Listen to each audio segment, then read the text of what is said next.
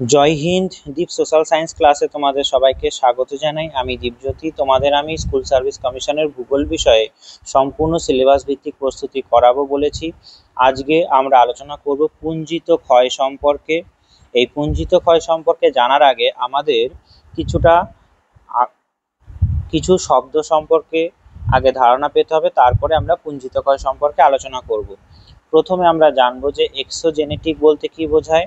Exogenetic বলতে বোঝায় যে পৃথিবী পৃষ্ঠের ওপরে যে প্রক্রিয়া কার্যকর, অর্থাৎ যে প্রক্রিয়া দ্বারা পৃথিবী পৃষ্ঠের ওপরের যে ভূমিরূপ আছে সেটা পরিবর্তন হয়। এটা হলো যে প্রক্রিয়ার দ্বারা পরিবর্তন হয় তাকে বলা হয় জিওমরফিক প্রসেস বা ভূমিরূপ প্রক্রিয়া। এই যে ভূমিরূপ প্রক্রিয়া সেটা কিসের জন্য হয়? সেটা হয় বিভিন্ন প্রাকৃতিক শক্তি দ্বারা এবং মানবীয় কার্যবলী দ্বারা। এখানে ভূমিরূপ প্রক্রিয়া বলতে বোঝায় যে পৃথিবী পৃষ্ঠের উপরে যে ভূমিভাগ আছে সেইগুলোর পরিবর্তন। যেমন বলতে পারি যে এই ভূমির প্রক্রিয়া আমি ব্যাখ্যা করব যে এইভাবে যে প্রাকৃতিক এবং রাসায়নিকভাবে কি হয়, পরিবর্তন হয়। কার পরিবর্তন হয়? পৃথিবী পৃষ্ঠের ওপরের অংশের। কাদের দ্বারা হয়? Geomorphic agents. জিওমরফিক এজেন্টস বলতে বোঝায় কি, যে নদী, তারপর প্রবাহিত জল এবং বায়ু প্রবাহ এবং হিমবাহ প্রবাহ এবং সমুদ্র উপকূলবর্তী অঞ্চলের যে সমুদ্র তরঙ্গ আছে তার দ্বারা। তাই জিওমরফিক প্রসেস বলতে কি বোঝায়, যে এটা কজেস, জিওমরফিক কজ ফিজিক্যাল, কজটা না লিখলে হবে এখানে, ফিজিক্যাল অ্যান্ড কেমিক্যাল, অর্থাৎ প্রাকৃতিকভাবে ভৌত এবং রাসায়নিক পরিবর্তন হয় to the landscapes or Earth's surface form। কাদের দ্বারা হয়? Through agencies. থ্রু এজেন্সিস মানে ক্ষয়কারী এবং সঞ্চয়কারী শক্তি, যাদেরকে বলা হয় জিওমরফিক, অর্থাৎ ভূমিরূপ প্রক্রিয়া আর ভূমিরূপ গঠনকারী যে এজেন্টস। এজেন্টস বলতে বোঝায় এখানে আমরা বলতে পারি রোল অফ অ্যাটমসফিয়ার। এই রোল অফ অ্যাটমসফিয়ারের মধ্যে কি থাকবে? Role of atmosphere and gravity. ঠিক আছে, plays a big role, plays a big role. এখানে বলতে চাইছে যে বায়ুমণ্ডল এবং অভিকর্ষজ বল এখানে গুরুত্বপূর্ণ ভূমিকা পালন করে। এখানে এজেন্টস বলতে কি কি বোঝায়? Agents like river or flowing water, প্রবাহিত জল এবং নদী, বা ফ্লুভিয়াল এজেন্টস অর্থাৎ নদী সংক্রান্ত যে প্রবাহ। এওলিয়ান মানে বায়ু প্রবাহ, এওলিয়ান বা বায়ু প্রবাহ, গ্লেসিয়ার বা হিমবাহ, কোস্টাল অর্থাৎ উপকূল অঞ্চলে সি ওয়েভ, সমুদ্রের ক্ষয়কার্য এবং সঞ্চয় কার্য। এইগুলা হলো আমাদের ভূমিরূপ প্রক্রিয়া, অর্থাৎ যে agents like river, flowing water, fluvial agents এবং এওলিয়ান এবং wind, glacier, coastal, sea waves, এইগুলো হলো পৃথিবী পৃষ্ঠের ওপরে ভূমিরূপের পরিবর্তন ঘটায়। ঠিক আছে, এই ভূমিরূপের যে পরিবর্তন ঘটাচ্ছে, ভূমিরূপের গঠনগত পরিবর্তন আনছে, এটাকে সামগ্রিকভাবে আমরা কি বলি? জিওমরফিক প্রসেস, ঠিক আছে, অর্থাৎ ফিজিক্যাল অর্থাৎ ভৌত এবং chemical changes to the landscape of the earth surface from, পৃথিবী পৃষ্ঠের ওপরের যে ল্যান্ডস্কেপ আছে অর্থাৎ ভূপৃষ্ঠ আছে সেটার পরিবর্তন করে। এই যে কতদিন বা কতক্ষণ চলবে, এই যে ভূমিরূপ যে পরিবর্তন হচ্ছে এর গোল হলো অর্থাৎ এর লক্ষ্য কি, এর লক্ষ্য হলো গোল ইজ গ্রেডেশন। গ্রেডেশন বলতে কি বোঝায় বলছি। এখানে এই জিওমরফিক প্রসেসের গোল বা লক্ষ্য কি বললাম, গ্রেডেশন। এই গ্রেডেশন বলতে কি বোঝায়, একটা ছবি আঁকছি দেখো, এইখানে দেখতে পাচ্ছ একটা উঁচু নিচু ভূমিভাগ এঁকেছি আমি। এবার এই উঁচু নিচু ভূমিভাগ ততদিনই ক্ষয়প্রাপ্ত হবে যতদিন না এই বেস লেভেল, অর্থাৎ এই যে বেস লেভেল এঁকেছি আমি, বেস লেভেল অর্থাৎ গড় সমুদ্র পৃষ্ঠ পর্যন্ত উচ্চতায় পৌঁছাচ্ছে। অর্থাৎ মোটামুটি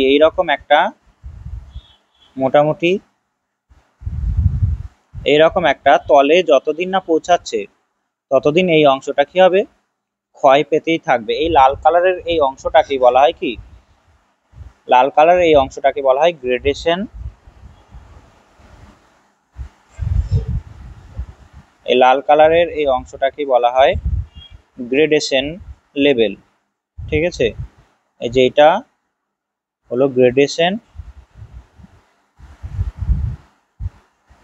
যেটাকেই বলছে কি আলটিমেট গোল। অর্থাৎ আমাদের পৃথিবী পৃষ্ঠের উপরে উঁচু নিচু জায়গাগুলো কি হয়, ক্ষয় পায় এবং সঞ্চয় হয়। উঁচু নিচু জায়গাগুলো অর্থাৎ উঁচু জায়গা ক্ষয় পায়, নিচু জায়গা সঞ্চয় হয়।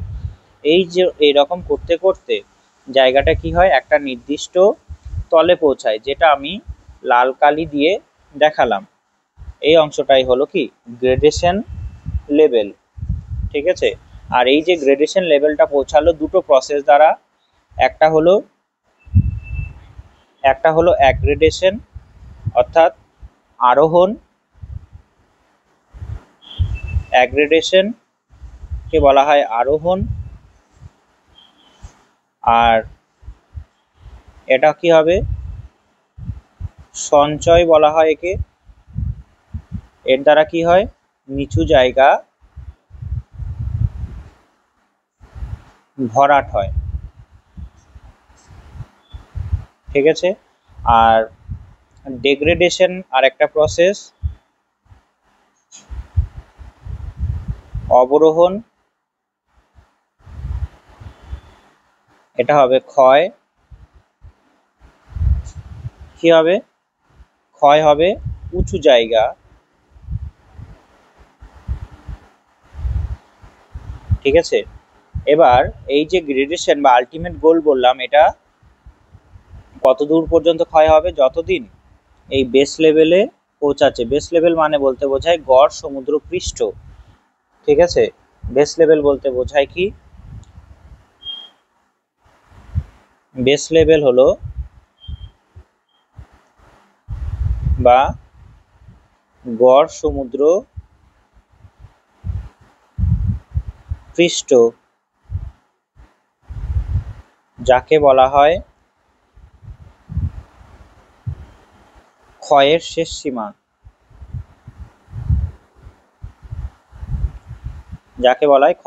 সীমা, এতদিন পর্যন্ত ক্ষয় হবে যতদিন না বেস লেভেলে পৌঁছাচ্ছে, ঠিক আছে। আমাদের টপিক জিওমরফোলজি চলছে, তার মধ্যে পুঞ্জিত ক্ষয় করানোর আগে এই বিষয়গুলো বলাটা প্রয়োজন ছিল। তার কারণ আমরা নদীর ক্ষয়কার্যের ফলে সৃষ্ট ভূমিরূপ পড়ব, ঠিক আছে। তারপরে আমাদের পড়তে হবে বায়ুর ক্ষয়কার্যের ফলে সৃষ্ট ভূমিরূপ পড়তে হবে, হিমবাহর ক্ষয়কার্যের ফলে সঞ্চয় কার্যের ফলে সৃষ্ট ভূমিরূপ পড়তে হবে, এবং উপকূলবর্তী অঞ্চলে ক্ষয়কার্য সঞ্চয় কার্যের ফলে সৃষ্ট ভূমিরূপ পড়তে হবে। এইগুলোকে একত্রে বলা হয় জিওমরফিক এজেন্টস। আর এই প্রক্রিয়াটা যে চলছে এটাকে বলা হয় জিওমরফিক প্রসেস। ক্ষয় সঞ্চয় হচ্ছে এবং ভূমিরূপের পরিবর্তন ঘটছে, যেটাকে বাংলায় বলা হয় ভূমিরূপ প্রক্রিয়া। বোঝা গেছে। আর এর আলটিমেট গোল কি, এর আলটিমেট গোল হলো গ্রেডেশন, অর্থাৎ একটা এমন পর্যায়ে যাওয়া, এটার বাংলা গ্রেডেশনের বাংলা হলো পর্যায়িত ঢাল। এর বাংলা হলো পর্যায়িত ঢাল। ঠিক আছে, এই গ্রেডেশন অর্থাৎ এই পর্যায়িত ঢাল যতদিন না চলবে ততদিন ক্ষয় হতে থাকবে। বোঝা গেছে? বেশ। অর্থাৎ এখানে গ্রেডেশন বলতে কি বোঝায়, যে এই অংশগুলো, এই যে পর্বতের যে চূড়ার এই অংশগুলো ক্ষয়প্রাপ্ত হবে, ক্ষয়প্রাপ্ত হওয়ার পরে এইখানে যে নিচু জায়গা আছে এগুলোতে ভরাট হবে, এইভাবে কন্টিনিউয়াস চলবে। এবার আমরা সাধারণভাবে বলতে পারি যে অ্যাগ্রেডেশন মানে ক্ষয়, সঞ্চয় হওয়া নিচু জায়গা, ডেগ্রেডেশন মানে ক্ষয় হওয়া। এখানে কিছু শব্দ আমরা বলতে পারি, যে বেস লেভেল যে শব্দটা সেটা প্রথম দিয়েছিল পাওয়েল। পাওয়েল, মনে রাখবে, পাওয়েল এই বেস লেভেল শব্দটা ব্যবহার করেছিল 1875 সালে। এরপরে আর একটা শব্দ সম্পর্কে জানবে, যে গ্রেড। গ্রেড শব্দটা প্রথম ব্যবহার করেছিল জি.কে. গিলবার্ট। জি.কে. গিলবার্ট। তারপরে গ্রেডেশন শব্দটা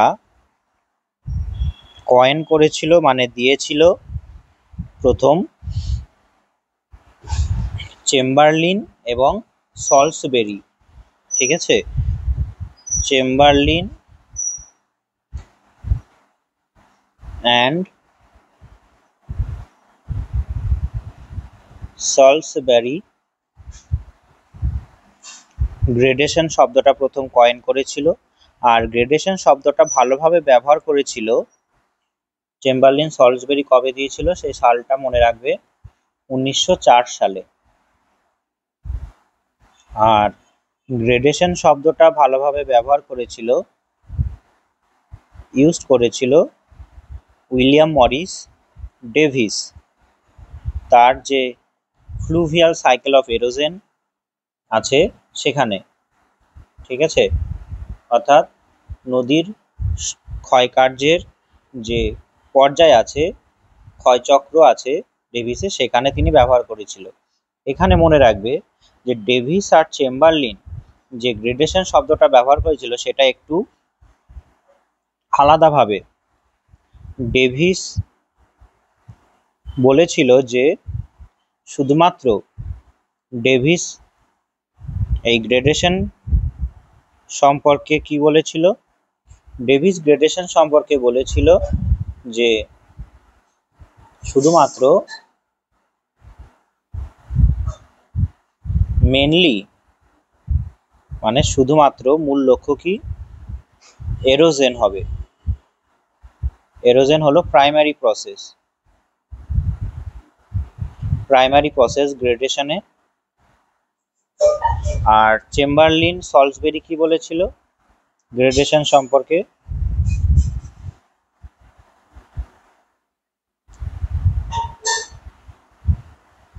বলেছিল both erosion and deposition. Both erosion and deposition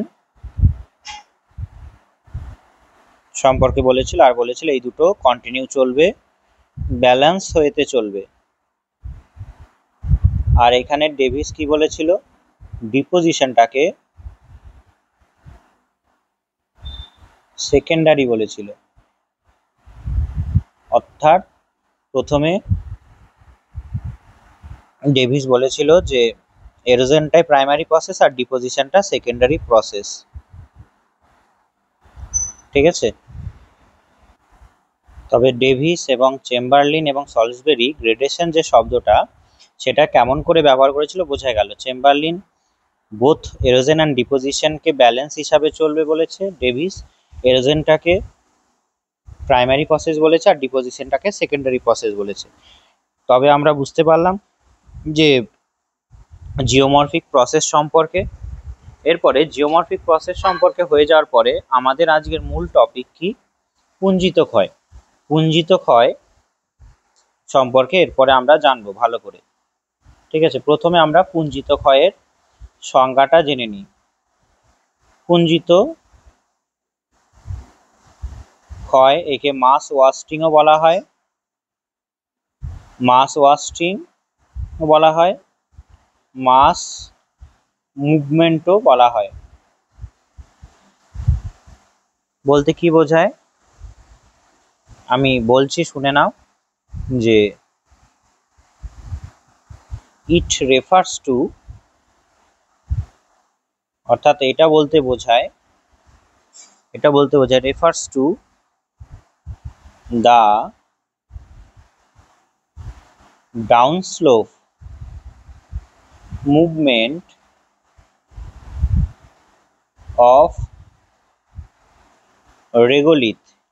regolith মানে কি আমরা আগে পড়ে নিয়েছি, আবহবিকারের ফলে সৃষ্ট চূর্ণ বিচূর্ণ পদার্থ। রেগোলিথ মানে এখানে মনে রাখবে, regolith is equal to debris. ডেব্রিসও বলা হয় রেগোলিথকে।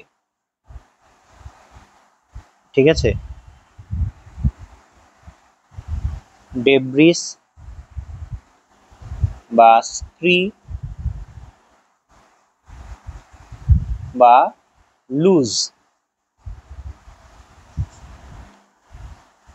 আনকনসলিডেটেড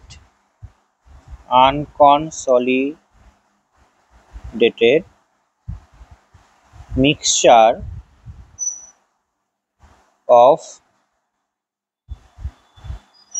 রক অ্যান্ড সয়েল। অর্থাৎ আনকনসলিডেটেড মানে কি, যে এগুলো আলগা ভাবে আছে। Soil covering earth surface, earth সারফেসের উপরে আলগা যে পদার্থগুলো আছে সেইগুলো। বোঝা গেছে, এটা হলো পুঞ্জিত ক্ষয়।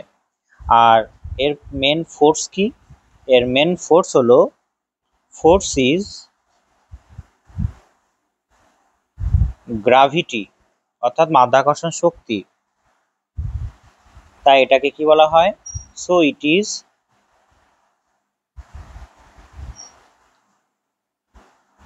গ্র্যাভিটি ড্রাইভেন, অর্থাৎ গ্র্যাভিটি অর্থাৎ মাধ্যাকর্ষণ শক্তি দ্বারা তৈরি প্রক্রিয়া, গ্র্যাভিটি ড্রাইভেন প্রসেস। ঠিক আছে, এইটা একটা মাস মুভমেন্ট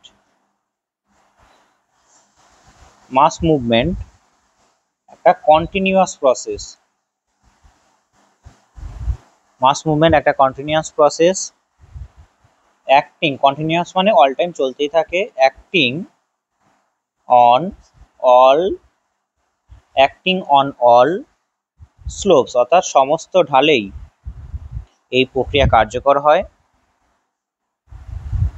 দ্য রেট, অর্থাৎ কতটা বেশি হবে, rate of mass movement can range from creeping মানে খুব ধীরে ধীরে যাওয়া, খুব ধীরে ধীরে নিচের দিকে নামা, ক্রিপিং মোশন, ধীরে ধীরে নিচের দিকে নামা, পর্বতের নিচের দিকে নামা, টু দা সাডেন অ্যান্ড ডিয়াস্ট্রেস, অর্থাৎ হঠাৎ করে, ডিজাস্টার আর লিখতে হবে না, and sudden or slow, sudden হতে পারে, স্লো। এক্সাম্পল হিসাবে বলতে পারি ল্যান্ডস্লাইড অর্থাৎ ভূমিধস, অ্যান্ড রকফল, শিলা নিচের দিকে নামা যেটা। ঠিক আছে, রকফল হঠাৎ করে কোন একটা রক্স নিচের দিকে নেমে গেল। ঠিক আছে, এটা হলো মাস মুভমেন্ট। সাধারণভাবে আমরা কি পড়লাম একবার বাংলাতে বলে দিই, যে ইট রেফার্স টু, এটা বলতে বোঝায় দ্য ডাউন স্লোপ মুভমেন্ট, অর্থাৎ পর্বতের নিচে নামা রেগোলিথ জাতীয় পদার্থ। রেগোলিথ বলতে কি বোঝায়? ডেব্রিস, অর্থাৎ চূর্ণ বিচূর্ণ শিলা, স্ক্রি আরো ছোট শিলা, লুজ আনকনসলিডেট মিক্সচার্স, অর্থাৎ যে জিনিসগুলো আলগাভাবে ভূপৃষ্ঠের উপরে জমে আছে, of rock and soil covering earth surface. Force is gravity, অর্থাৎ মাধ্যাকর্ষণ শক্তি দ্বারা হবে। So it is gravity driven process, অর্থাৎ এটা মাধ্যাকর্ষণ শক্তি এই কাজটাকে আরো ভালো করে করে, অর্থাৎ এই কাজটা করতে মাধ্যাকর্ষণ শক্তি প্রধান শক্তি হিসাবে কাজ করে। Mass movement are continuous acting on all slopes. Mass movement all time continuously চলে, কোনো সময় বিরাম নেই। The rate of mass movement can change from creeping, creeping motion মানে খুব ধীরে ধীরে নিচের দিকে নামা, টু দ্য সাডেন, ঠিক আছে, আর স্লো লিখতে হবে না, এখানে তো ছোট ছোট আস্তে আস্তে লিখেছি, যে আস্তে আস্তে হয় এটা লেখা আছে, সাডেন ভাবে হয়, অর্থাৎ ক্রিপিং ধীরে ধীরে থেকে হঠাৎ করে হয়ে যায়। কোন ভাবে হতে পারে? ল্যান্ডস্লাইড হতে পারে, ভূমিধসের মতো হতে পারে, বা শিলা নিচের দিকে নেমে আসাকে বোঝানো হয়। ঠিক আছে, এরপরে এই যে পুঞ্জিত ক্ষয় বা মাস মুভমেন্ট কেন হয়, হোয়াই অ্যান্ড হাউ, কিভাবে হয়, কেন হয় এবং কিভাবে হয় সেটা সম্পর্কে জানবো। ঠিক আছে, কেন হচ্ছে, অর্থাৎ প্রসেস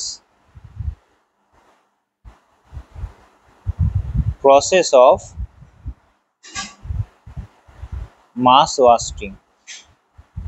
প্রসেসটা কি, এর ভেতরের প্রসেসটা কি?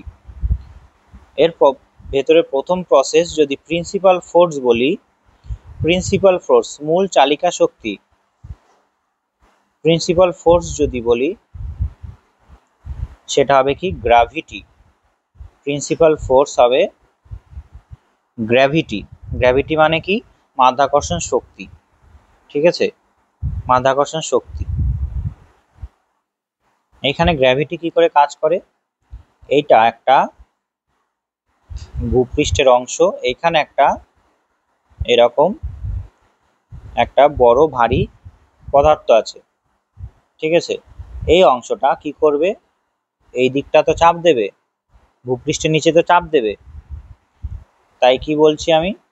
Gravity pools the rock, gravity pools the rock. Gravity কি করে? আমাদের কোনো একটা রক্স বা শিলাখণ্ডকে বা কোনো ভারী বস্তুকে নিচের দিকে টানে, নিজের দিকে টানে, পৃথিবীর কেন্দ্রের দিকে টানে। ঠিক আছে, রক্স টু দা সারফেস, অর্থাৎ ভূপৃষ্ঠের সঙ্গে টান দেয়, টেনে রাখে, যার ফলে কি তৈরি হয়? একটা ফ্রিকশন তৈরি হয়, অর্থাৎ ঘর্ষণ তৈরি হয়, আর একটা কোহেশন অর্থাৎ আসঞ্জন বল তৈরি হয়। এইখানে কি হবে? এই যে এই শিলাটা কিন্তু এইদিকে যাবে না, এই শিলাটা কিন্তু এইদিকে যাবে না, তার কারণ কি? এইটা ঢালটা একেবারেই নেই। ঠিক আছে, তাই এই শিলাটা কি হবে? যে এইরকম করে গ্র্যাভিটি পুল করে নিচের দিকে টানবে। কিন্তু আর একটা ছবি আঁকছি দেখো, এটা একটা ভূমিভাগ,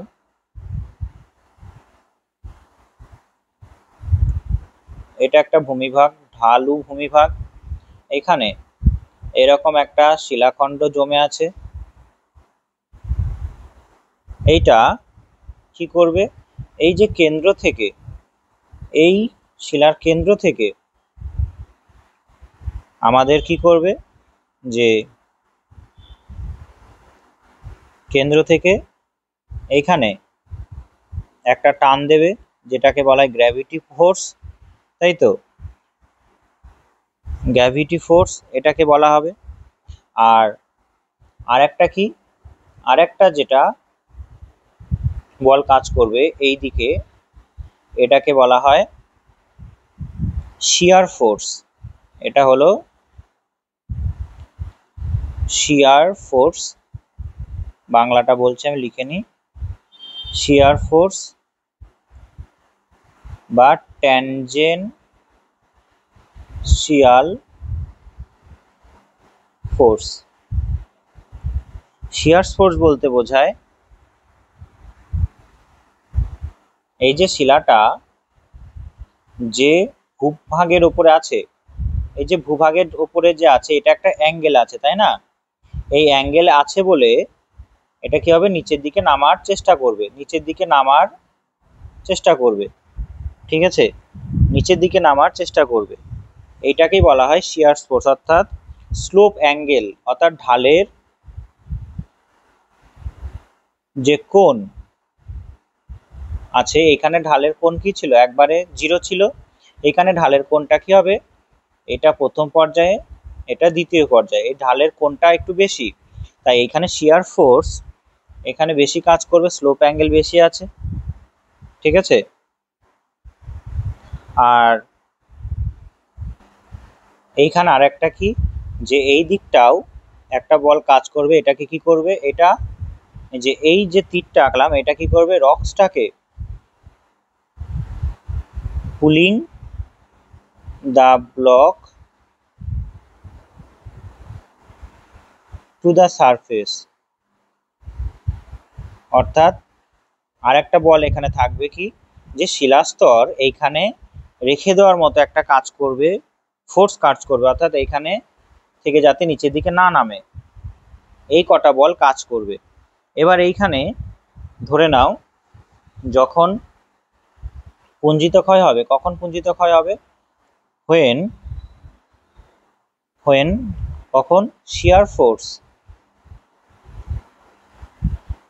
ফোর্স মানে আমি বলতাম যে, মানে বললাম কি, যে অ্যাঙ্গেলের জন্য, স্লোপ ঢালের অ্যাঙ্গেলের জন্য যে বল তৈরি হলো সেটা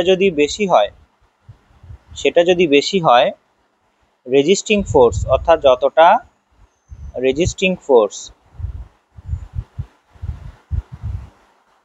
যেটাকে বলা হয় ফ্রিকশন, রেজিস্টিং ফোর্স অর্থাৎ friction, cohesion of material, shear strength. ঠিক আছে, অর্থাৎ শিয়ার ফোর্স যদি বেশি হয়, যতটা রেজিস্ট করছে রক্সটাকে থাকার জন্য উপরে, তার থেকে যদি বেশি হয়, রেজিস্ট মানে যে বস্তুটা ঘর্ষণজনিত বলের জন্য যতটা থেকে যাওয়ার চেষ্টা করছে তার থেকে যদি স্লোপ অ্যাঙ্গেল বেশি হয়, তখনই কোনো একটা শিলা নিচের দিকে নেমে যাবে। ঠিক আছে, বোঝা গেছে? এইখানে একটা সূত্র তোমরা মনে রাখবে, এই সূত্রটা কি, এই সূত্রটা হলো নিরাপত্তা সূচক। নিরাপত্তা সূচক বলতে কি বোঝায়, এমন একটি পরিমাপ যার দ্বারা একটি নির্দিষ্ট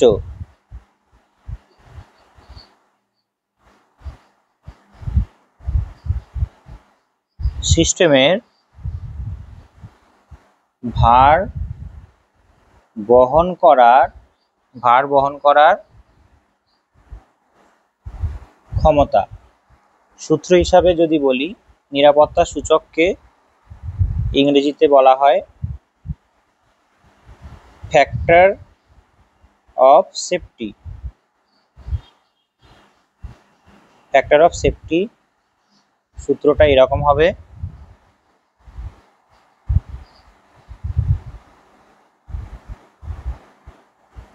বস্তুর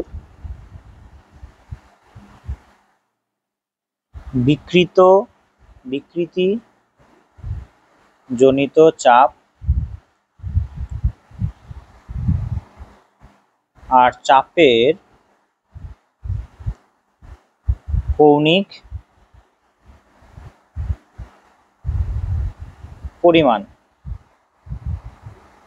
ঠিক আছে, অর্থাৎ এইখানে চাপের কৌণিক পরিমাণ মানে বলতে চাইছি যে এই ভ্যালুটা, এই শিয়ার ফোর্সটা হলো চাপের কৌণিক পরিমাণ। চাপের কৌণিক পরিমাণ বলতে বোঝায় এখানে শিয়ার ফোর্সটা। ঠিক আছে, এখানে লিখে দিচ্ছি শিয়ার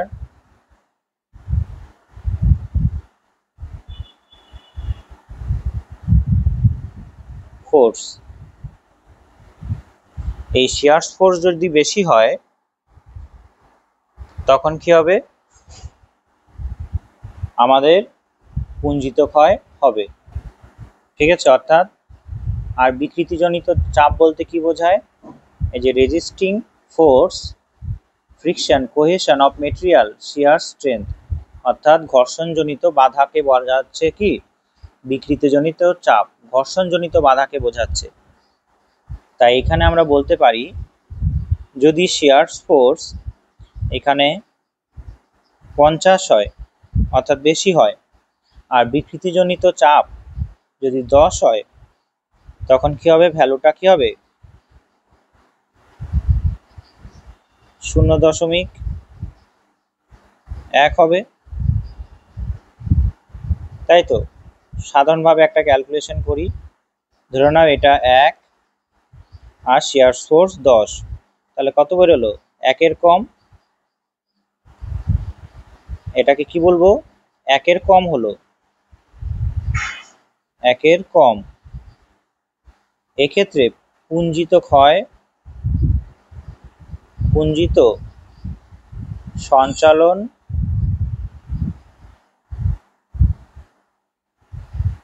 বা মাস মুভমেন্ট হবেই। আর অন্যভাবে যদি বলি, যদি ওপরেরটা বেশি হয়, ঘর্ষণজনিত বল বেশি হয়, তখন কি হবে, 1-এর বেশি হবে। এটা 1-এর বেশি, তাই পুঞ্জিত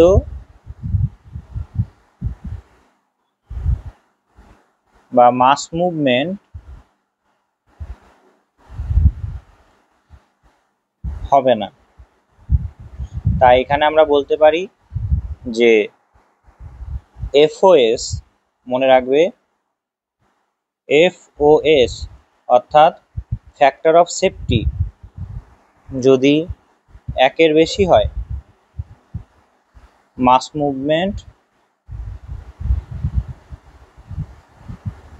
মুভমেন্ট হবে। আর এফওএস যদি 1-এর কম হয়,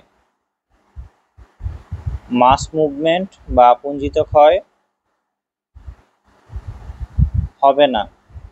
ঠিক আছে, এরপরে আমরা যাব, এটা তো কি গেল, এটা গেল আমাদের principal of gravity force. Principal force gravity দিয়ে বোঝালাম। এরপরে আসবে 2 নম্বর, আসবে যে role of water. Role of water, ঠিক আছে, রোল অফ ওয়াটার কি করবে, রোল অফ ওয়াটার পুঞ্জিত ক্ষয়কে হতে আরো ত্বরান্বিত করবে। ঠিক আছে, তাই আমরা বলতে পারি মাস wasting does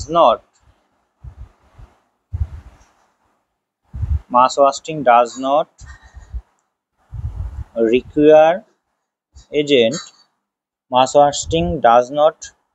require an agent, but water can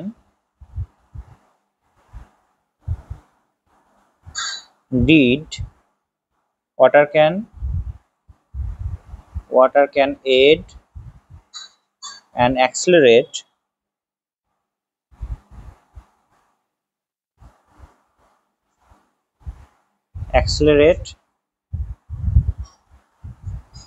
অর্থাৎ এখানে কি বললাম, যে মাস মুভমেন্ট যদি হয় বা পুঞ্জ সঞ্চালন যদি হয়, জল প্রয়োজন নেই, কিন্তু যদি ওয়াটার যুক্ত হয়ে যায় তবে পুঞ্জিত ক্ষয়টা আরো বেশি করে তাড়াতাড়ি হয়। ঠিক আছে, পুঞ্জিত ক্ষয়টা আরো তাড়াতাড়ি হবে। এটাই হলো ওয়াটারের রোল। ঠিক আছে, অর্থাৎ ওয়াটার কোন কোন কাজগুলো করবে? 1 নম্বর কাজ হিসাবে করবে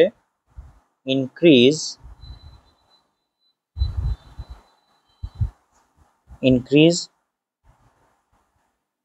দ্য ওয়েট, অর্থাৎ ওজন বাড়িয়ে দেবে যে আবহবিকার রেগুলিত জাতীয় পদার্থ আছে, ইনক্রিজ ওয়েট রেগুলিত। 2 নম্বর কাজ করবে রিডিউস ফ্রিকশন, ঘর্ষণ বল কমিয়ে দেবে, অর্থাৎ ঘর্ষণ বল কমিয়ে দেবে। আর 3 নম্বর কি, চেঞ্জ অ্যাঙ্গেল, অর্থাৎ কোণটাও পরিবর্তন করে দেবে। Change angle of repose, angle of repose, change angle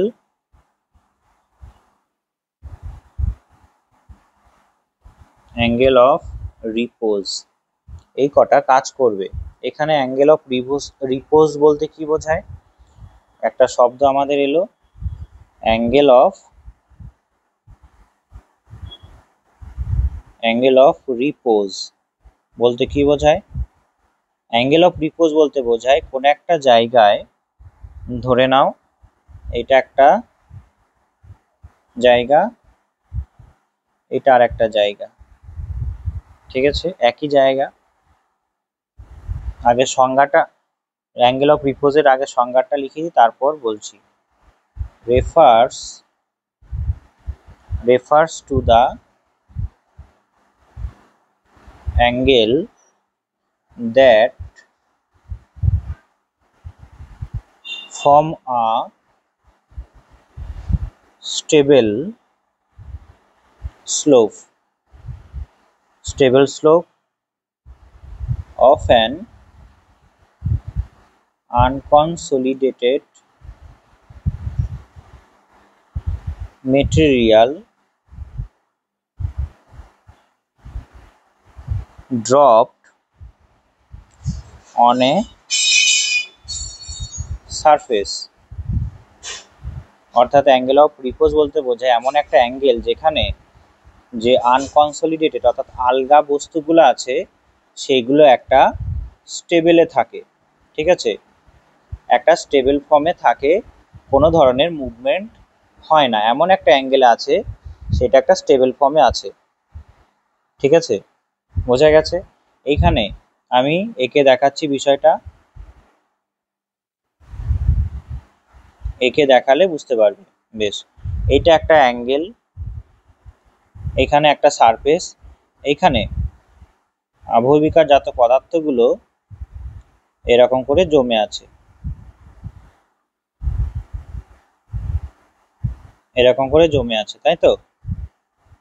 এবার এইটাকে যদি আমি একটা সাধারণভাবে অ্যাঙ্গেলে দেখি, তাহলে কোন অ্যাঙ্গেলে বলবো? এটা একটা নির্দিষ্ট অ্যাঙ্গেল আছে, এই যে এটা একটা অ্যাঙ্গেল, তাই তো? এই অ্যাঙ্গেলটাকে বলা হয় কি? Angle of repose. আবার আরেকটা জায়গায় দেখি, এইখানে আরেকটা জায়গা, এইখানে এই পদার্থগুলো জমে আছে, তাহলে এইখানে আরেকটা অ্যাঙ্গেল। এই যে অ্যাঙ্গেলটা তৈরি করছে পদার্থগুলো একটা জায়গায় জমে, এটাকেই বলা হয় কি? Angle of repose. ঠিক আছে, অ্যাঙ্গেল অফ রিপোজ। যত, এখানে মনে রাখবে যে যত মোটা মোটা মেটেরিয়াল হবে, মেটেরিয়ালগুলো যত বড় বড় হবে, তত এর অ্যাঙ্গেলটা বেশি হবে। ঠিক আছে, অর্থাৎ এইখানে ক্ষুদ্র ক্ষুদ্র পদার্থ জমে আছে, এখানে দেখো অ্যাঙ্গেলটা অনেকটা কম, এখানে মোটা মোটা পদার্থ জমে আছে, তাই অ্যাঙ্গেলটা বেশি, এখানে অ্যাঙ্গেলটা কি? কম, তাই তো? এই অ্যাঙ্গেলটা কম, তাই আমরা বলতে পারি যে যে ছোট বস্তু যদি হয়, মানে different material have different angles of repose, অর্থাৎ বড় বস্তু, বড় পদার্থ, বড় পদার্থ মানে বড় রেগুলিট যদি থাকে তার অ্যাঙ্গেল অফ রিপোজ বেশি, অ্যাঙ্গেল অফ রিপোজ বেশি বা রিপোজ কোণ বেশি। আর ছোট পদার্থ তার অ্যাঙ্গেল অফ রিপোজ কম। এই অ্যাঙ্গেল অফ রিপোজ কত থেকে কত হতে পারে? অ্যাঙ্গেল অফ রিপোজ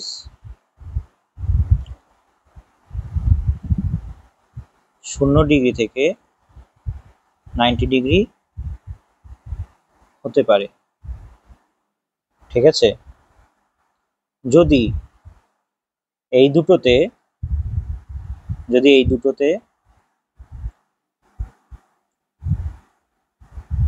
ওয়াটার অ্যাড করে দিই, ঠিক আছে? ইফ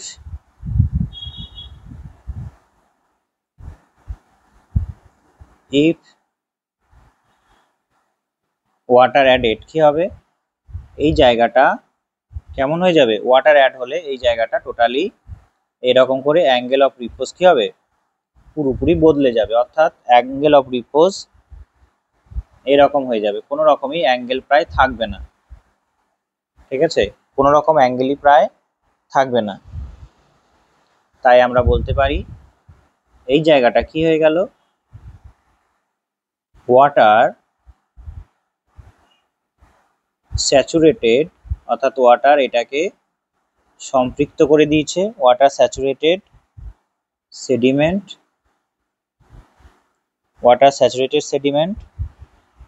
আর বলতে পারি অ্যাঙ্গেল কি হয়েছে? অ্যাঙ্গেল ইজ রিডিউস, অর্থাৎ অ্যাঙ্গেল অফ রিপোজ রিডিউস হয়ে গেছে, ঠিক আছে? এই যে এই জায়গাটায় ওয়াটার যদি অ্যাড করি, ইফ ওয়াটার অ্যাডেড, এই দুটো জায়গায় যদি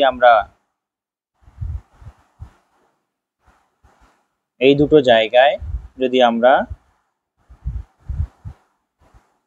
ওয়াটার অ্যাড করি তখন অ্যাঙ্গেলটা কি হয়ে যাবে? রিডিউস হয়ে যাবে, ঠিক আছে? তবে দেখতে পেলে অ্যাঙ্গেল অফ রিপোজ কি করে বদলে গেল ওয়াটার যুক্ত হলে। অর্থাৎ এখানে আমরা বলতে পারি যে when the materials becomes saturated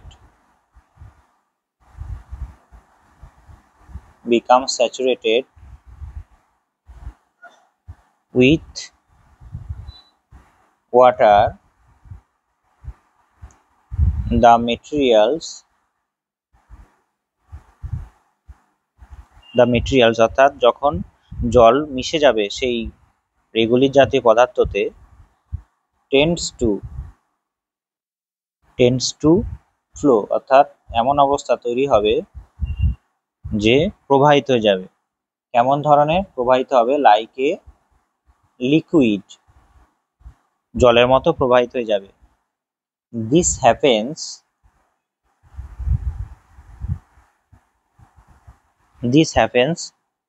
because between particles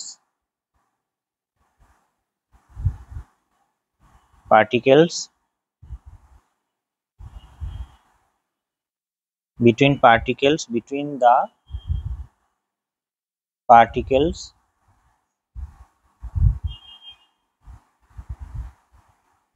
because between particles because in a saturated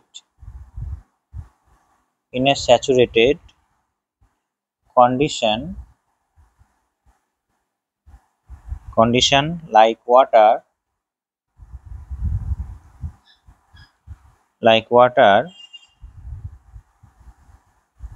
will get into will get into the space, অর্থাৎ একটা শিলার ভেতরে যে ফাঁকা জায়গা ছিল সেই ফাঁকা জায়গাতে জল ভরে যাবে, ঠিক আছে। space between particles and eliminate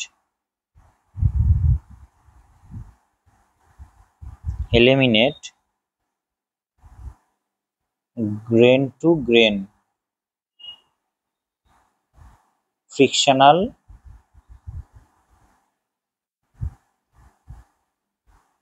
contact, অর্থাৎ জল যদি শিলার ভেতরে প্রবেশ করে তবে কি হবে, যে শিলার ভেতরের যে ফাঁকা জায়গাগুলো আছে সেইগুলো ফিল আপ হয়ে যাবে, ঠিক আছে।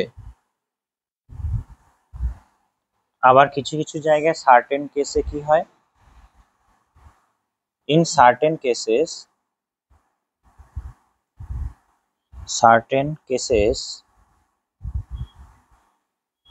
and certain minerals swelling and compacting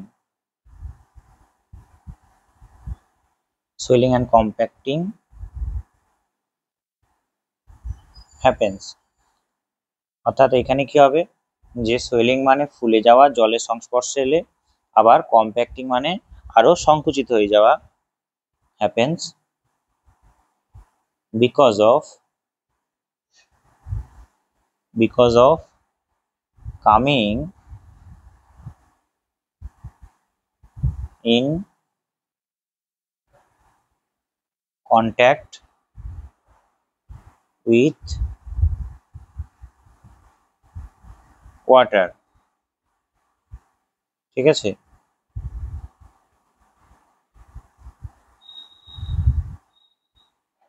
contact with water because of this, এর কারণে, because of this the rock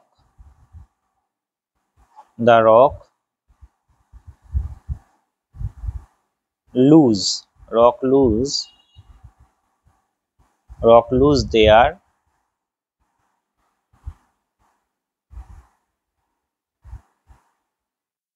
shear strength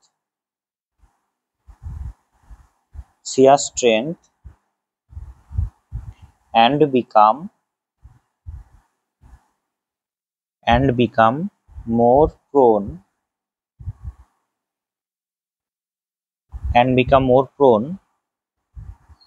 to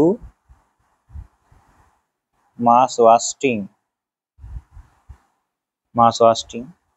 অর্থাৎ এখানে কি হলো, যে জল প্রবেশ করার জন্য এই জায়গায় শিয়ার স্ট্রেন্থ কমে গেল। আমরা একটু আগে শিয়ার স্ট্রেন্থ মানে বুঝলাম যে অ্যাঙ্গেল, ঠিক আছে, অর্থাৎ স্লোপ অ্যাঙ্গেল, এই শিয়ার স্ট্রেস কমে গেল, স্লোপ অ্যাঙ্গেল কমে গেল, যার জন্য স্লোপ অ্যাঙ্গেল লস হয়ে গেল, রক্স লুজ দেয়ার শিয়ার স্ট্রেন্থ, মানে যে অ্যাঙ্গেলে ছিল সেটা লুজ করে গেল, ঠিক আছে, যার জন্য কি হবে, আরো বেশি করে মোর প্রোন টু মাস ওয়াস্টিং, ঠিক আছে। কোনো সময় এরকম হতে পারে, আবার আদার ভাবে কি হয়, another aspect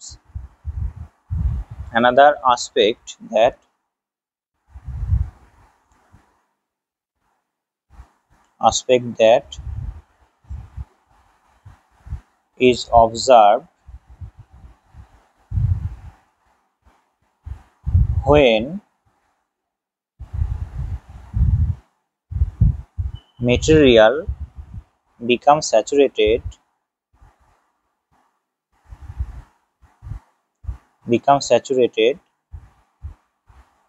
with water,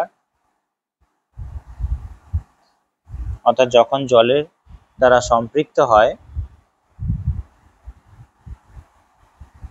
then sudden, অর্থাৎ হঠাৎ করে vibration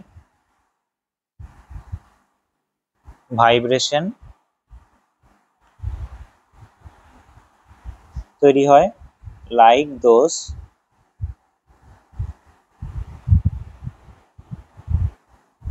of earthquake.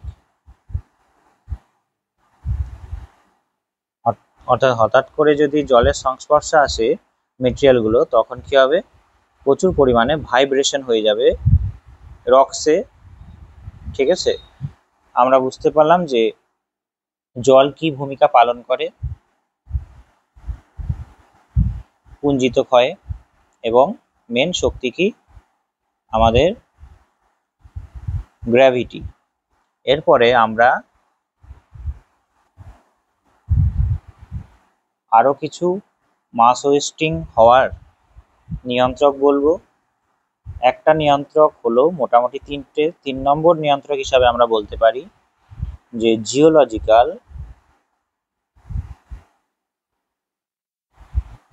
Structure of rocks. Structure of rocks, কোনো শিলা যদি নরম হয় তখন তার আবহবিকার বেশি হবে। ঠিক আছে, বলতে পারি যে weak material and structure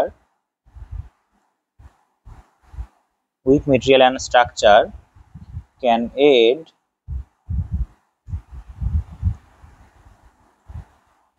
accelerate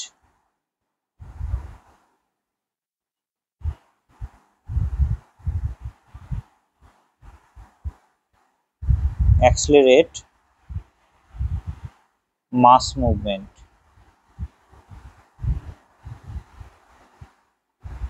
ঠিক আছে, তারপরে শিলার ভেতরে যদি জয়েন্টস ফ্র্যাকচার, ঠিক আছে, বেশি থাকে, তবেও এইখানে মাস ওয়াস্টিং হতে পারে। আর তেমন কিছু নেই, এই কটা মনে রাখলেই হবে যে আমাদের মাস ওয়াস্টিং বা পুঞ্জিত ক্ষয় কিভাবে হচ্ছে, কোন শক্তি দ্বারা হচ্ছে। এরপরে পুঞ্জিত ক্ষয় শক্তি বলা হয়ে গেল। পুঞ্জিত ক্ষয় এবার অনেক কটা শ্রেণীবিভাগ আছে, সেই শ্রেণীবিভাগগুলো পরপর আমরা আলোচনা করব। পুঞ্জিত ক্ষয় প্রকারের মধ্যে কি কি পড়বে? পুঞ্জিত ক্ষয় প্রকারের মধ্যে পড়বে এক বিসর্পণ, যেটা খুব ধীরে ধীরে হবে। ঠিক আছে, বিসর্পণের থেকে আরেকটু গতিবেগ বেশি, ঢাল বরাবর, ভূমির ঢাল বরাবর নিচে নামবে, সেটাকে বলা হয় ফ্লো। ধসটা আর একটু বেশি দ্রুত নামবে। ঠিক আছে, আর প্রপাত বা ফলটা আরো দ্রুত নামবে। অর্থাৎ যত এইদিকে যাচ্ছি গতিবেগ বাড়ছে, আর এটা সব থেকে বেশি গতিবেগ বাড়বে, প্রপাতটা সব থেকে বেশি গতিবেগ বাড়বে। এবার বিসর্পণ বলতে কি বোঝায়? অর্থাৎ শিথিল পদার্থ সমূহ পর্বতের ঢাল বরাবর যদি নিচের দিকে নেমে আসে, বিসর্পণ হলো অতি ধীর গতিতে ভূপৃষ্ঠের অতি ধীর গতির পুঞ্জিত ক্ষয়, সব থেকে ধীর গতি। ঠিক আছে, পর্বতের ঢাল বরাবর যে নিচে নেমে আসবে, সেটা ছবি দেখায় তোমাদের, যে এই যে এখানে দেখতে পাচ্ছ ছবিটা, এইখানে যে এতটা ধীরে ধীরে নামে বোঝাই যায় না। একটা সময় কি হয়, একটা সময় দেখা যায় যে এই খুঁটিগুলো, এই যে খুঁটি যেটা দেখতে পাচ্ছ কাত হয়ে গেছে, খুঁটিটা কি হয়ে গেছে, কাত হয়ে গেছে, এতটা ধীরে নামে। এটা একটা বিসর্পণের ভাগ, যেটাকে বলা হয় মৃত্তিকা বিসর্পণ। ঠিক আছে, একটা মৃত্তিকা বিসর্পণের ভাগ। সেই বিসর্পণ কি হবে, অনেকটা ধীরে ধীরে নামবে, এটাকে বলা হয় কি, বিসর্পণ। এবার বিসর্পণের কি কি ভাগ আছে? বিসর্পণ বলতে আমরা কতগুলো ভাগকে বলতে পারবো। একটা মৃত্তিকা বিসর্পণ হয়, যেখানে কি হয়, যে মৃত্তিকা অর্থাৎ যেখানে হিমবাহ পরিহিমাবহ এলাকা আছে, ঠিক আছে। পরিহিমাবহ এলাকা বলতে পারি, একটা বলতে পারি পরিহিমাবহ এলাকা, যেখানে বরফ গলা জল আছে। আবার গ্রীষ্ম ঋতুতে যদি বরফ গলে যায়, গ্রীষ্মতে বরফ গলে গেলে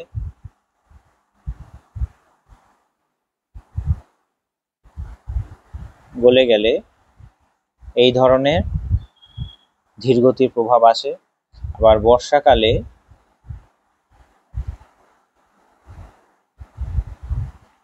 মাটিতে জলের সংযোগ বাড়লে, বর্ষাকালে মাটিতে জলের সংযোগ বাড়লে এটা হয়।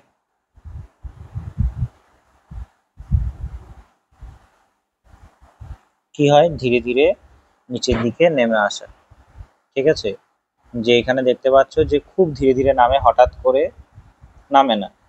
এটা কি? মৃত্তিকার যে বিসর্পণ, সাধারণভাবে যদি আমরা বলি প্রতি বছরে 1 মিলিমিটার থেকে কয়েক সেন্টিমিটার হতে পারে, কয়েক সেন্টিমিটার হয়।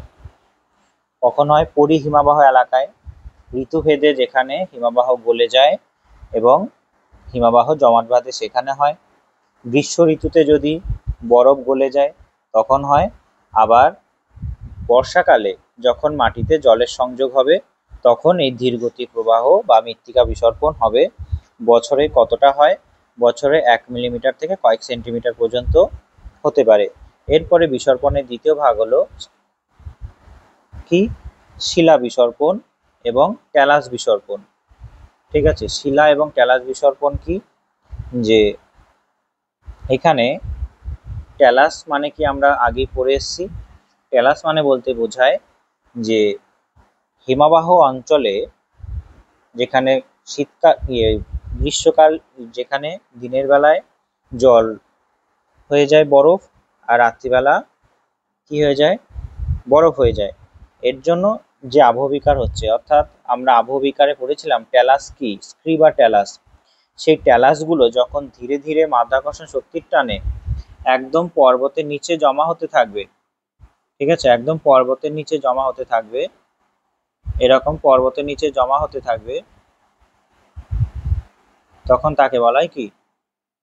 স্ক্রি বা ট্যালাস বিসর্পণ। খুব ধীরে ধীরে নামবে। এই যে এখানে অতটা ছবিটা বোঝা যাচ্ছে না, ঠিক আছে, কিন্তু এইখানে তোমাদের আমি আগেও দেখিয়েছিলাম স্ক্রি বা ট্যালাস কাকে বলে এবং কিভাবে তৈরি হয়, আবহবিকারের চ্যাপ্টারে পড়ে এসেছি। এরপর আছে কি? শিলা বিসর্পণ। শিলা বিসর্পণে কি হবে? শিলাখণ্ড নিচের দিকে নেমে আসবে। এই যে এটা একটা শিলাখণ্ড ধীরে ধীরে নিচের দিকে নেমে আসছে, এটাকে কি বলা হয়? শিলা বিসর্পণ, ঠিক আছে। শিলা বিসর্পণ খুব ধীরে ধীরে হবে।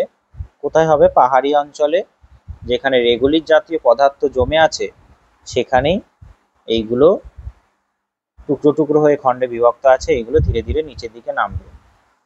বোঝা গেছে? এরপরে আছে বিসর্পণের 2 নম্বর ভাগ, শিলা হিমবাহ বিসর্পণ। শিলা হিমবাহ বিসর্পণ কি হবে? যে হিমবাহর সঙ্গে সঙ্গে, হিমবাহ তো নামছেই, তার সঙ্গে শিলাগুলোও নেমে আসছে নিচের দিকে, ছোট ছোট শিলাখণ্ডগুলোও নেমে আসছে, ঠিক আছে। এটাকে বলা হয় কি? শিলা হিমবাহ বিসর্পণ। মনে রাখবে এই সবকটাই কিন্তু খুব ধীর গতিতে হবে, খুব ধীর গতিতে হবে, ঠিক আছে, অত দ্রুততার সঙ্গে হবে না। বেশ, এইগুলা লিখতে হবে না, মুখের কথা শুনে নাও আর ছবি দেখলেই বুঝে যাবে। এরপরে আমাদের আছে যে আরেকটা প্রকার কি? প্রবাহ। প্রবাহটা কি হবে? প্রবাহ বা ফ্লো একটু দ্রুততার সঙ্গে হবে বিসর্পণের থেকে, ঠিক আছে, একটু দ্রুততার সঙ্গে হবে বিসর্পণের থেকে। এটা কি হতে পারে? যে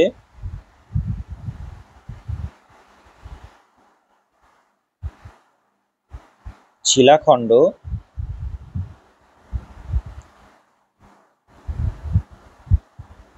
জল সম্পৃক্ত অবস্থায় অভিকর্ষের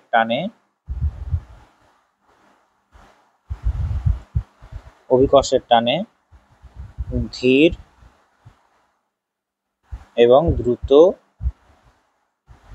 গতিতে ভূমির ঢাল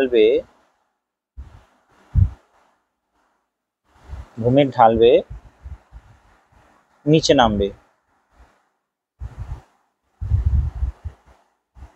ঠিক আছে, এর কতগুলো ভাগ আছে আমরা দেখি।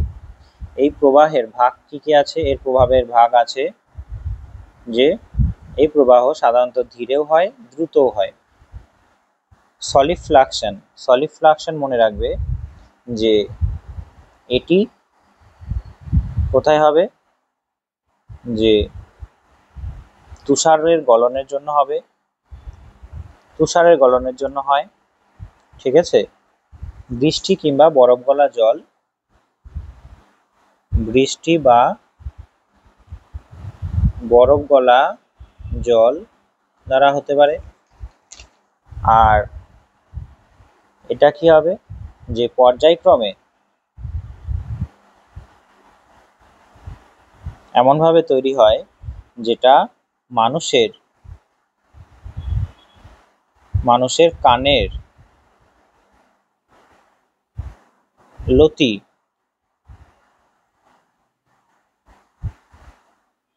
লতির ন্যায় গোলাকার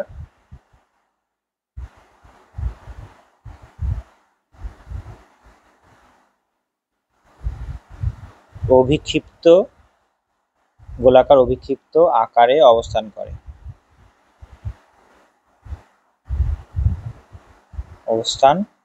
করে। এই যে এখানে দেখতে পাচ্ছ ছবি, যে সলিড ফ্লাকশন কিভাবে হয়। ঠিক আছে, এটা বছরে কত থেকে কত যেতে পারে? এটা একটু বেশি হতে পারে, 0.5 থেকে 5 সেমি বছরে এটা প্রবাহিত হয়।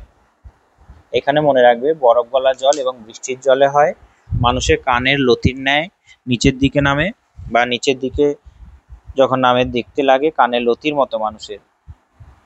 বোঝা গেছে? আর প্রথম এই শব্দটা ব্যবহার করেছিল জেসি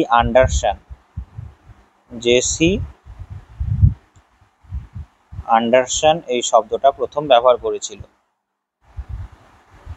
বোঝা গেছে যে সলিড ফ্লাকশন কোথায় হবে? সলিড ফ্লাকশন হবে বৃষ্টি এবং বরফ গলা জলের জন্য শিথিল শিলা নিচের দিকে নামবে। ঠিক আছে, সলিড ফ্লাকশন এরকম ভাবে হবে। আর একটা আছে কি, যে জেলি ফ্লাকশন কোথায় হবে? সলিড ফ্লাকশন আমরা দেখলাম যে যেখানে বরফ গলা জল প্লাস বৃষ্টির জল হলো। আর জেলি ফ্লাকশন কোথায় হবে? চির তুষার আবৃত অঞ্চলে,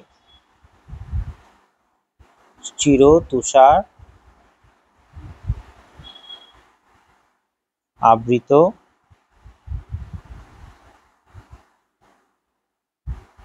অঞ্চলে হতে পারে এটা। ঠিক আছে, আর এখানে শিথিল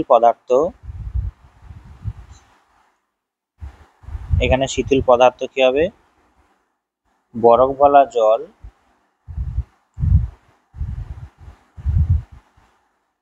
সঙ্গে মিশে, বরফ গলা জলের সঙ্গে মিশে পর্বতের গা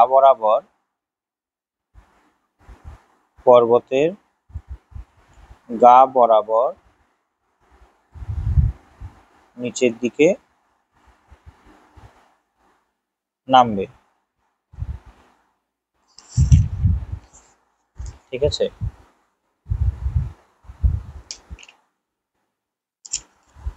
এটা পেরিগ্লেসিয়ার অঞ্চলে হতে পারে। এটা পেরিগ্লেসিয়াল পরিহিমাবহ অঞ্চলে হয়। আগেরটা পড়লাম বৃষ্টি জলের সঙ্গে মিশবে প্লাস বরফ গলা জল, আর জেলিফ্লাকশনে কি হবে, শুধুমাত্র চিরতুষার আবৃত অঞ্চলে বরফ গলা জলের সঙ্গে হবে। ঠিক আছে, বেশ। এখানে কে শব্দটা প্রথম ব্যবহার করেছিল? বাউলিগ। বাউলিগ প্রথম শব্দটা ব্যবহার করেছিল। আর এটা কোথায় দেখা যায়? সাইবেরিয়ার পার্মাফ্রস্ট অঞ্চলে এটা হয়। সাইবেরিয়ার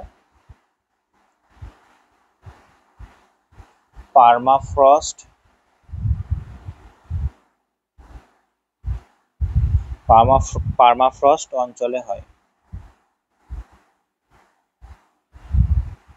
ঠিক আছে, এরপরে আছে আমাদের প্রবাহর মধ্যে এই কটা হয়ে গেল কি ধীর প্রবাহ, এই দুটো কনজেলিফ্লাকশন আর সলিফ্লাকশন ধীর প্রবাহ হলো। আর এরপরে আছে কি দ্রুত প্রবাহ। দ্রুত প্রবাহের মধ্যে আছে কি, যে প্রথমে আছে মৃত্তিকা প্রবাহ। শুধুমাত্র মৃত্তিকা যখন মাটি সূক্ষ্ম দানা যখন জলের সঙ্গে মিশবে তখন নিচের দিকে নেমে আসলে তখন সেটাকে কি বলা হয়? মৃত্তিকা প্রবাহ। এখানে ছবি দেখতে পাচ্ছ মৃত্তিকা প্রবাহের। এটা একটু দ্রুততার সঙ্গে হবে আগেরগুলোর থেকে।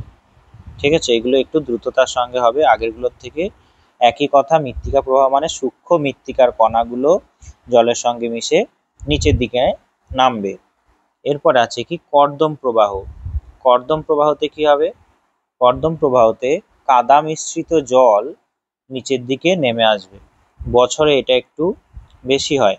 কত? 15 সেমি থেকে 4.2 মিটার পর্যন্ত হতে পারে।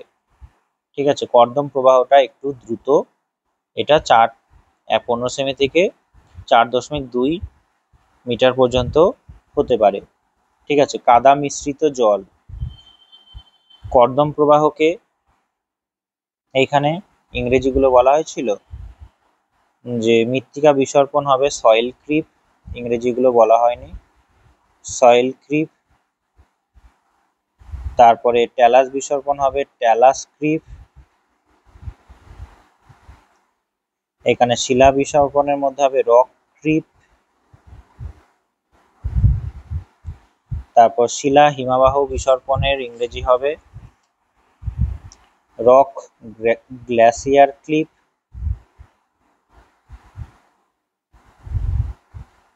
Rock glacier creep. আর এইখানে প্রবাহর ইংরেজি হলো ফ্লো। ফ্লোটা একটু দ্রুত। সলিফ্লাকশন জেলিফ্লাকশন এর ইংরেজি এটাই, এটা হবে আর্থ ফ্লো। মৃত্তিকা প্রবাহের ইংরেজি হলো আর্থ ফ্লো।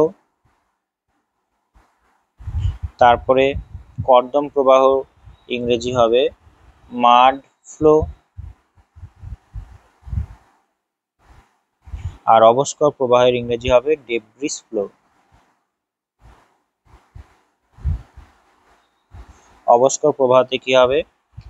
আবহবিকার জাত প্রচুর পরিমাণে পদার্থগুলো এখানে নিচের দিকে নেমে আসবে। ঠিক আছে, এখানে আবহবিকার জাত প্রস্তরখণ্ড, শিলাখণ্ড, অপেক্ষাকৃত ছোট দানার বালি সম্বন্ধ মানে সব মাটি কাদা যা আছে সব যখন একসঙ্গে নেমে আসবে তখন তাকে বলা হয় ডেব্রিস ফ্লো। এখানে মাটি কাদা শিলা নুড়ি বালি কাকড় যা আছে সব এখানে নিচের দিকে নেমে আসবে। ঠিক আছে, এর জন্য আবার ভূমিকম্পও হতে পারে। এটাকে বলা হয় অবস্কর প্রবাহ। এখানে ছবি দেখতে পাচ্ছ যে এখানে সমস্ত কিছু নেমে এসছে। এখানে একটা জায়গায় হয়েছিল তার ছবিও দেখতে পাচ্ছ। বেশ, অবস্কর প্রবাহ হলো। এরপর আছে এগুলো একটু দ্রুত। এরপর আছে কি আমাদের ধস। এটা আরো দ্রুত। ধসকে ইংরেজিতে বলা হয় স্লাইড। ঠিক আছে, ধসটা হবে কি স্লাইড। ধসটা আরো দ্রুত হয়। এই ধস এতটা দ্রুত হয় যে চারপাশের এলাকা কেঁপে ওঠে, আবার অনেক প্রাণহানিও হতে পারে। ঠিক আছে, অনেক প্রাণহানিও হতে পারে। এটা কি হবে? দ্রুত গতিতে পাহাড়ের ঢাল বরাবর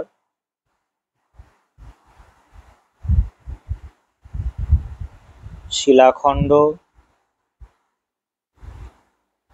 রেগোলিথ, আবহবিকারজাত পদার্থ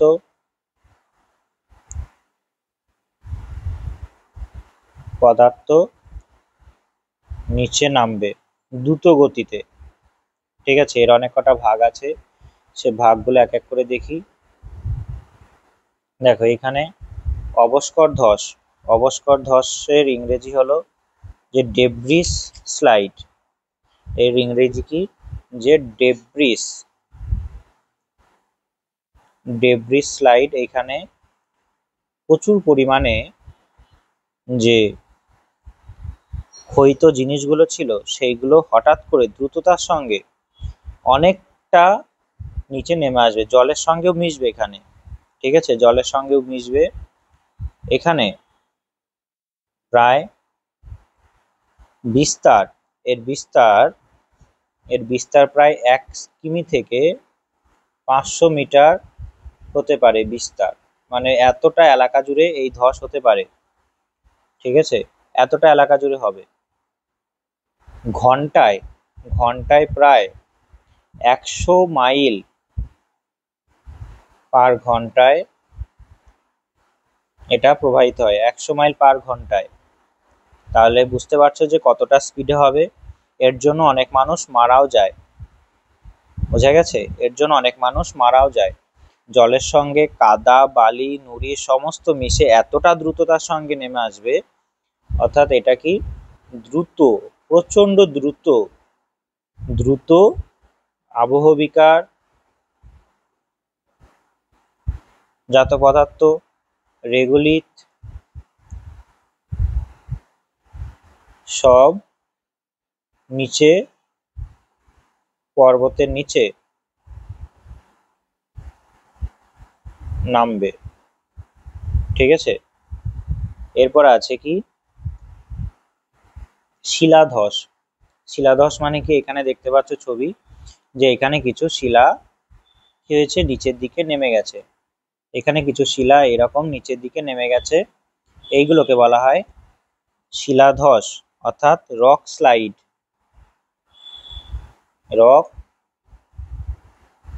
এটাকে বলা হয় কি? Rock slide. ঠিক আছে, রক স্লাইডে কি হবে, যে শিলার দারণ বা ফাটল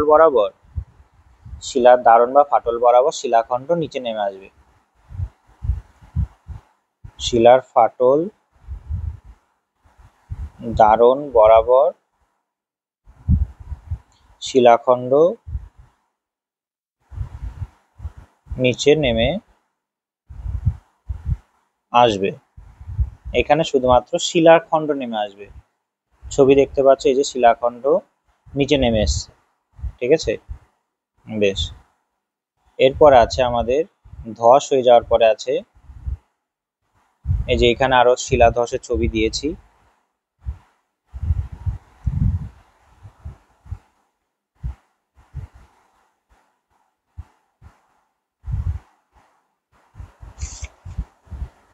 এটা হলো ছোট ছোট শিলাখণ্ড নিচের দিকে নামলো। এটার হবে, এটা শিলাধস নয়, এটা হবে প্রস্তরচায়ী স্খলন। এখানে কি হয়? প্রস্তরচায়ী স্খলনের ইংরেজি হবে ব্লক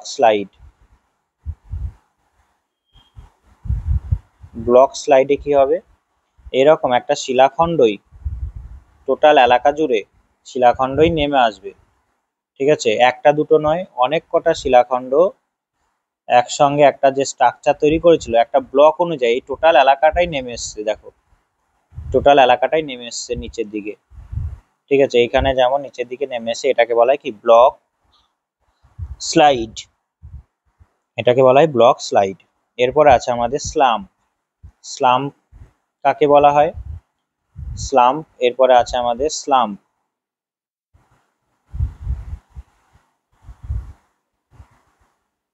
স্লাম্প বলতে কি বোঝায়, যে এটা একটা কি হবে, আবর্তন করতে করতে নিচের দিকে নামে, ঠিক আছে। এটা কি হবে, আবহবিকারজাত পদার্থ, আবহবিকার শিলাখণ্ড যা থাকবে আবর্তন সহকারে নিচের দিকে নামবে। আবর্তন সহকারে মানে কি, একটু ঘুরতে ঘুরতে, ঠিক আছে। এবার ছবিটা দেখলে বুঝতে পারবে আবর্তন কি করে হচ্ছে। দেখো এই অংশটা, এই অংশটা হঠাৎ করে কিন্তু নামেনি, এটা কি হচ্ছে, এরকম করে আবর্তন করতে করতে নিচের দিকে নামছে, এটাকেই বলা হয় কি, স্লাম্প, ঠিক আছে। এই অংশটা উপরে ছিল, এই বরাবর ছিল, এটা কি হয়েছে, নিচের দিকে নেমে গেছে। এটা কেমন করে নেমেছে, এটা এরকম করে নেমেছে, ঠিক আছে, আবর্তন করে, এটা আবর্তন করে নেমেছে, অর্থাৎ এইরকম সোজা নেমে যায়নি। এটা কেমন করে নেমেছে, এইখান থেকে শুরু হয়েছে, এটা একটা জায়গা,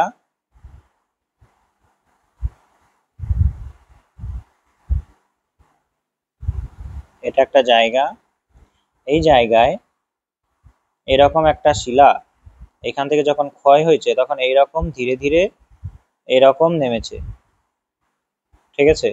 একটা ঢালু তল বরাবর ঘুরতে ঘুরতে নিচের দিকে নেমেছে। এখানে দেখতে পাচ্ছ ছবি, এগুলোই হলো স্ল্যাম, ঠিক আছে।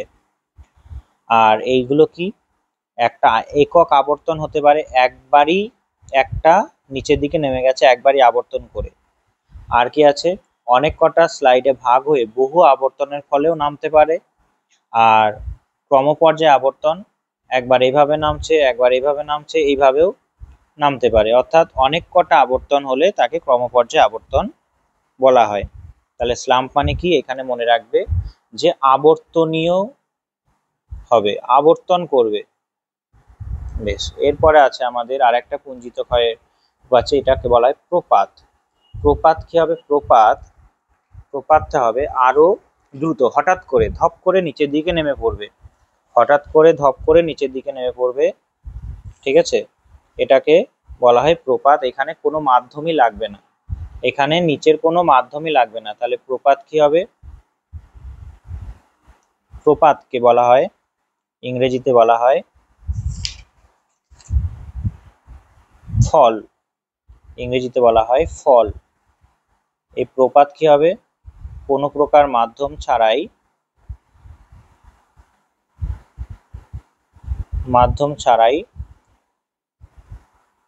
হঠাৎ নিচে নামবে, কোনো প্রকার মাধ্যম ছাড়াই হঠাৎ নিচের দিকে নেমে যাবে।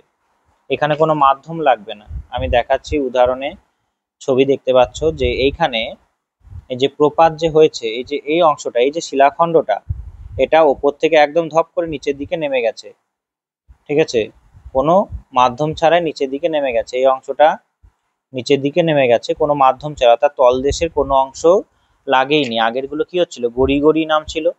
এইখানে দেখো যে এই অংশটা কোনো মাধ্যমই লাগেনি, হঠাৎ করে এখান থেকে উঁচু থেকে এখানে নিচে পড়ে গেছে, এটাই হলো প্রপাত, ঠিক আছে, এটাই হলো প্রপাত। যদি শিলাখণ্ড প্রপাত হয় তখন তাকে বলা হয় শিলাপ্রপাত। যদি মৃত্তিকার মধ্যে হয় তাহলে তাকে বলা হয় কি, মৃত্তিকা প্রপাত। আর যদি অবস্কর হয়, মৃত্তিকা গাছপালা অনেক কিছু একসঙ্গে মিশে থাকে, তখন তাকে বলা হয় কি, অবস্কর প্রপাত, ঠিক আছে। আর একটা এখানে মনে রাখবে যে টপল, প্রপাত মানে বললাম কোনো মাধ্যম ছাড়াই নিচের দিকে নামবে। টপল বলতে কি বোঝায়, যে নদী উপত্যকা বা নদীর কাছাকাছি যেখানে শিলা ক্ষয় পেয়ে হঠাৎ করে নদীতে পড়ে যায়, ঠিক আছে। এখানে নদীর তীরে শিলা যখন ভেঙে হঠাৎ করে নদীতে পড়ে যায়, এটাকে বলা হয় কি, টপলটা মনে রাখবে। নদীর তীরে উপরের অংশে শিলার প্রসারণজনিত ফাটলের সৃষ্টি হয়, শিলা বা মৃত্তিকা দুর্বল ও শিথিল হয়ে পড়ে। ঠিক আছে, ফলে শিলা মৃত্তিকা, ধরে নাও এই যে এটা একটা অংশ, এটা নদী যাচ্ছে এই জায়গাটা দিয়ে, এটা নদীর উপত্যকা।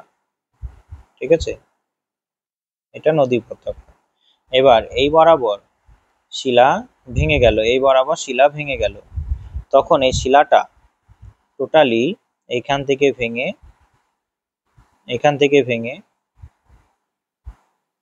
নিচের দিকে নেমে যাবে। এটাকে বলা হয় কি? টপল।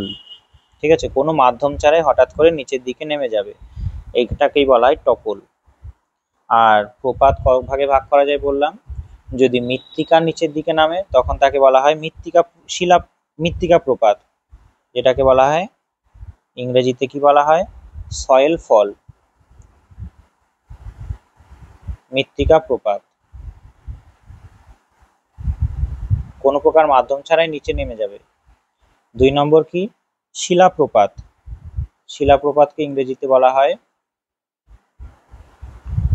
রক ফল। আর আরেকটা আছে, এখানে শুধু শিলা নামবে, আর একটা আছে কি, যে শিলা মাটি সব একসঙ্গে নামবে, যেটাকে বলা হয় অবস্কর প্রপাত। ঠিক আছে, এই অবস্কর প্রপাতের ইংরেজি কি হবে? ডেব্রিস ফল। এখানে গাছপালা সব একসঙ্গে নিচের দিকে নেমে যাবে, এটাকে বলা হয় কি? ডেব্রিস ফল। তাই আমরা কি বলতে পারি, যে প্রথম থেকে একবার যদি বলি যে বিসর্পণ খুব ধীরে ধীরে হয়, প্রবাহটা একটু বেশি, ধসটা প্রবাহ থেকে আরো বেশি, তারপরে প্রপাত।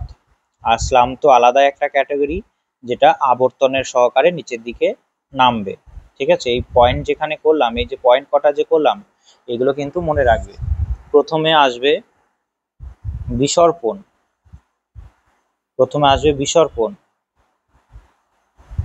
বিসর্পণের থেকে গতিবেগ বেশি, প্রবাহের থেকে গতিবেগ বেশি। এখানে কি? প্রবাহের পরে ধস, তারপরে গতিবেগ বেশি কার? ফল বা প্রপাত, হঠাৎ করে নেমে যাবে। বিসর্পণকে ইংরেজিতে বলা হয় ক্রিপ, প্রবাহকে বলা হয় ফল, ধসকে বলা হয় স্লাইড, আর আরেকটা ফল। আর আরেকটা এক্সেপশন যেটা বললাম, এটা হলো স্লামটা হলো রোটেশন করে করে নিচের দিকে নামবে, রোটেশন বা আবর্তনীয় হবে। ঠিক আছে, তবে আমাদের পুঞ্জিত ক্ষয় হয়ে গেল। এরপরে আমরা করব নদী সংক্রান্ত যে বিষয়গুলো আছে, নদীর ক্ষয়কাজ, সঞ্চয় কাজ এবং নদীর বিভিন্ন শ্রেণীবিভাগ, সেগুলো সম্পর্কে। ক্লাসগুলো যদি ভালো লাগে অবশ্যই কমেন্ট বক্সে জানিও, আর বন্ধুদেরকেও জানিও। এইরকম সিলেবাস ভিত্তিক সম্পূর্ণ ক্লাস আমি তোমাদের যতটা সম্ভব করানোর চেষ্টা করব। তবে দেখা হচ্ছে পরের ভিডিওতে, ততক্ষণ ভালো থাকবে। জয় হিন্দ, জয় ভারত।